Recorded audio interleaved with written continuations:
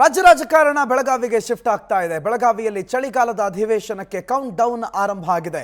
ಇವತ್ತಿನಿಂದ ಆರಂಭವಾಗಿ ಮುಂದಿನ 10 ದಿನಗಳ ಕಾಲ ಚಳಿಗಾಲದ ಅಧಿವೇಶನ ಬೆಳಗಾವಿಯಲ್ಲಿ ನಡೆಯುತ್ತೆ.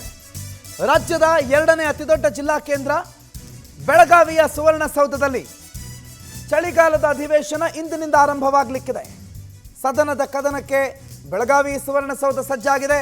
ಆ ನಡುವೆ 2 ಪಕ್ಷಗಳು, 3 ಪಕ್ಷಗಳು, ಒಂದು ಮೈತ್ರಿ, ಇನ್ನೊಂದು ಪಕ್ಷ ಒಟ್ಟಾರೆ ತನ್ನ ಕಾರ್ಯಸೂಚಿಗಳನ್ನು ಸಿದ್ಧ ಮಾಡಿಕೊಂಡಿದೆ. ಯಾವ್ಯಾವ ರೀತಿಯಲ್ಲಿ ಸರ್ಕಾರಕ್ಕೆ ಮುಖಭಂಗ ಮಾಡಬೇಕು ಅಂತ ಬಿಜೆಪಿ ಜೆಡಿಎಸ್ ಪ್ಲಾನ್ ಮಾಡಿಕೊಂಡಿದ್ರೆ, ಯಾವ ರೀತಿಯಲ್ಲಿ ವಿಪಕ್ಷಗಳನ್ನು ಕಟ್ಟಾಕಬೇಕು ಅಂತ ಆಡಳಿತ ಪಕ್ಷ ಕೂಡ ಸಿದ್ಧ ಆಗಿದೆ.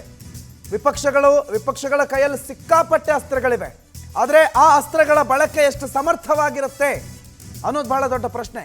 ಮತ್ತು ಅದನ್ನು ಎಷ್ಟು ಸಮರ್ಥವಾಗಿ ಸರ್ಕಾರ ನಿಭಾಯಿಸುತ್ತೆ, ಎಷ್ಟು ಸಮರ್ಥವಾಗಿ ಸರ್ಕಾರ ಅದನ್ನು ಎದುರಿಸುತ್ತೆ ಅನ್ನೋದು ಕೂಡ ಬಹಳ ದೊಡ್ಡ ಪ್ರಶ್ನೆ.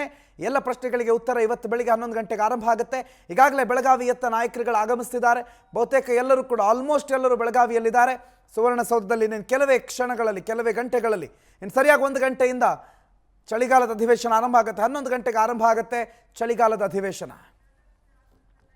ರಾಘವೇಂದ್ರ ಈ ಬಗ್ಗೆ ಮಾಹಿತಿ ಕೊಡ್ತಾರೆ, ನೇರ ಸಂಪರ್ಕದಲ್ಲಿ ಜಾಯ್ನ್ ಆಗಿದ್ದಾರೆ. ರಾಘವೇಂದ್ರ, ಸುವರ್ಣಸೌಧದಲ್ಲಿ ಚಳಿಗಾಲದ ಅಧಿವೇಶನಕ್ಕೆ ಕೌಂಟ್ ಡೌನ್ ಆರಂಭ ಆಗಿದೆ. ಸಿದ್ಧತೆಗಳೇನು, ಯಾರ್ಯಾರು ಬಂದಿದ್ದಾರೆ, ಏನೇನು ನಡೆಯುತ್ತೆ ಇವತ್ತು?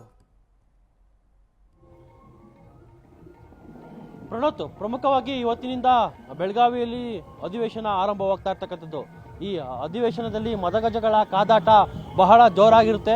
ಸಾಕಷ್ಟು ಕುತೂಹಲಕ್ಕೆ ಎಡೆ ಮಾಡಿಕೊಟ್ಟಿರ್ತಕ್ಕಂಥದ್ದು ವಿಪಕ್ಷಗಳು ಮತ್ತು ಸರ್ಕಾರದ ನಡುವಿನ ವಾಗ್ದಾಳಿ, ವಾಕ್ಸಮರಗಳಿಗೆ. ಯಾಕಂದ್ರೆ ವಿಪಕ್ಷಗಳ ಬಳಿ ಸರ್ಕಾರದ ವಿರುದ್ಧ ಹೋರಾಡೋದಕ್ಕೆ ಸಾಕಷ್ಟು ಬ್ರಹ್ಮಾಸ್ತ್ರಗಳೇನೆ ಕೈಯಲ್ಲಿರ್ತಕ್ಕಂಥದ್ದು. ಸರ್ಕಾರ ಅಧಿಕಾರಕ್ಕೆ ಬಂದು 1.5 ವರ್ಷ ಕಳೆದ್ರೂ 1.5 ವರ್ಷ ಮಾತ್ರ ಕಳೆದಿರ್ತಕ್ಕಂಥದ್ದು. ಅಷ್ಟರಲ್ಲೇನೆ 5 ರಿಂದ 6 ಭ್ರಷ್ಟಾಚಾರ ಪ್ರಕರಣಗಳು ಸರ್ಕಾರಕ್ಕೆ ಬುಡಕ್ಕೆ ಪೆಟ್ಟನ್ನು ಕೊಟ್ಟಿರ್ತಕ್ಕಂಥದ್ದು. ಆ ಒಂದು ಭ್ರಷ್ಟಾಚಾರದ ಪ್ರಕರಣಗಳನ್ನು ಇಟ್ಕೊಂಡು ಸರ್ಕಾರವನ್ನು ಅಣಿಯೋದಕ್ಕೆ ವಿಪಕ್ಷಗಳು ಸಕಲ ರೀತಿಯ ಸಿದ್ಧತೆಗಳನ್ನು ಮಾಡಿಕೊಳ್ತಾ ಇದ್ದಾರೆ. ಇಲ್ಲಿ ಪ್ರಮುಖವಾಗಿ ಮೂಡ ಇರ್ಬೋದು, ವಾಲ್ಮೀಕಿ ಇರ್ಬೋದು, ಅಬಕಾರಿಯಲ್ಲಿ ಆಗಿರ್ತಕ್ಕಂತಹ ಗೋಲ್ಮಾಲ್ ಆಗಿರ್ಬೋದು, ಜೊತೆಗೆ ಬಾಣಂತಿಯರು, ಇತ್ತೀಚೆಗೆ ಬಳ್ಳಾರಿಯಲ್ಲಿ ಆಗಿರ್ತಕ್ಕಂಥ ಬಾಣಂತಿಯರ ಸಾವು ಪ್ರಕರಣ ಏನಿದೆ, ಈ ಎಲ್ಲವನ್ನ ಇಟ್ಕೊಂಡು ದೊಡ್ಡ ಮಟ್ಟದಲ್ಲಿ ಹೋರಾಟವನ್ನ ಮಾಡೋದಕ್ಕೆ ಇದೀಗ ಮುಂದಾಗಿರ್ತಕ್ಕಂಥದ್ದು ಬಿಜೆಪಿ. ಈ ಒಂದು ಹೋರಾಟಕ್ಕೆ ಪ್ರತ್ಯಸ್ತ್ರವಾಗಿ ಸಹ ಸರ್ಕಾರ ಸಹ ಕೆಲವೊಂದಿಷ್ಟು ಅಸ್ತ್ರಗಳನ್ನ ರೆಡಿ ಮಾಡ್ಕೊಂಡಿದೆ.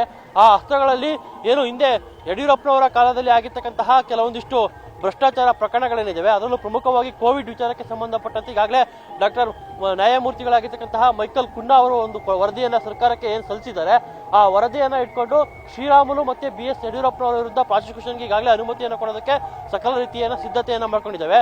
ಅದನ್ನೇ ಬಿಜೆಪಿಗೆ ಉಲ್ಟವನ್ನ ಮಾಡೋದಕ್ಕೆ ಏನಾದರೂ ಒಂದು ಪಕ್ಷ ಸೆಷನ್ನಲ್ಲಿ ಸರ್ಕಾರದ ವಿರುದ್ಧ ಬಿಜೆಪಿ ಮೂಗಿ ಬಿದ್ದಿದ್ದಾದಲ್ಲಿ ಆಗ ಆ ಒಂದು ಅಸ್ತ್ರವನ್ನ ಸರ್ಕಾರ ಬಿಜೆಪಿ ವಿರುದ್ಧ ಪ್ರಯೋಗ ಮಾಡೋದಕ್ಕೂ ಸಹ ಎಲ್ಲ ರೀತಿಯ ಸಿದ್ಧತೆಯನ್ನ ಮಾಡ್ಕೊಂಡಿದೆ. ಹಾಗೆ ವಿಜಯೇಂದ್ರ ಮತ್ತೆ ಯಡಿಯೂರಪ್ಪನವರ ವಿರುದ್ಧ ಸಹ ಗಣಿ ಹಗರಣಕ್ಕೆ ಸಂಬಂಧಪಟ್ಟಂತೆ ಮತ್ತೆ BDA ಹಗರಣಕ್ಕೆ ಸಂಬಂಧಪಟ್ಟಂತೆ ಕೆಲವೊಂದಿಷ್ಟು ಹಗರಣಗಳನ್ನ ಪ್ರಸ್ತಾಪಿಸೋದಕ್ಕೆ ಸರ್ಕಾರ ರೀತಿಯ ಸಿದ್ಧತೆಯನ್ನ ಮಾಡ್ಕೊಂಡಿದೆ.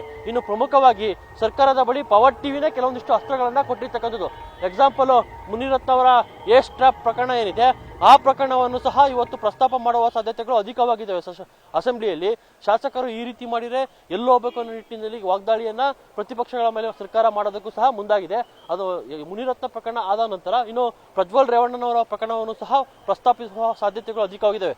ಒಟ್ಟಿನಲ್ಲಿ ಬಿಜೆಪಿ ಏನಾದರೂ ಸರ್ಕಾರದ ವಿರುದ್ಧ ಚಾಟಿಯನ್ನ ಬೀಸಕ್ಕೆ ಮುಂದಾದ್ರೆ ಆಗ ಬಿಜೆಪಿಗೆ ಮುಳುವಾಗಿರ್ತಕ್ಕಂಥ ಕೆಲವೊಂದಿಷ್ಟು ಪ್ರಕರಣಗಳಿದ್ದಾವೆ. ಆ ಪ್ರಕರಣಗಳನ್ನ ಸರ್ಕಾರ ಸಹ ಬಿಜೆಪಿ ಮೇಲೆ ಪ್ರಯೋಗ ಮಾಡೋದಕ್ಕೆ ಮುಂದಾಗಿರ್ತಕ್ಕಂಥದ್ದು. ಜೊತೆಗೆ ಯಡಿಯೂರಪ್ಪನವರ ಕಾಲದಲ್ಲಿ, ಬೊಮ್ಮಾಯಿಯವರ ಕಾಲದಲ್ಲಿ ಆಗಿರ್ತಕ್ಕಂತಹ ಕೆಲವೊಂದಿಷ್ಟು ಅಕ್ರಮಗಳೇನಿದ್ದಾವೆ, ಆ ಅಕ್ರಮಗಳನ್ನು ಈಗಾಗಲೇ ಸಚಿವರ ನೇತೃತ್ವದಲ್ಲಿ ಒಂದೊಂದು ತಂಡವನ್ನ ಮಾಡಿ ಆ ತಂಡಕ್ಕೆ ಜವಾಬ್ದಾರಿಯನ್ನು ಕೊಟ್ಟು ಎಲ್ಲಾ ರೀತಿಯ ವರದಿಗಳನ್ನು ತರಿಸಿಕೊಂಡು ಆ ವರದಿಯ ಅನುಸಾರ ಸೆಷನ್ನಲ್ಲಿ ಹೋರಾಟ ಮಾಡೋದಕ್ಕೆ ಸರ್ಕಾರನೂ ಸಹ ಸಿದ್ಧತೆಯನ್ನು ನಡೆಸಿದೆ. Pranoth, okay, thank you Raghavendra ಮಾಹಿತಿಗೆ.